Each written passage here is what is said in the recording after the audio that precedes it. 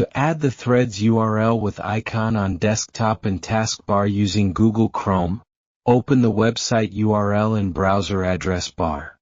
Click the three-dot menu in the top right corner of the Chrome window. Go to Cast, Save and Share. Here you can either install the page as an app or simply select the Create Shortcut button. You will have the option to name the shortcut. A shortcut will be created on your desktop while opening its folder in File Explorer. Close the browser window to view the shortcut on desktop screen. To pin the shortcut to your taskbar, right-click on it. In Windows 10, you'll see the Pin to Taskbar option directly.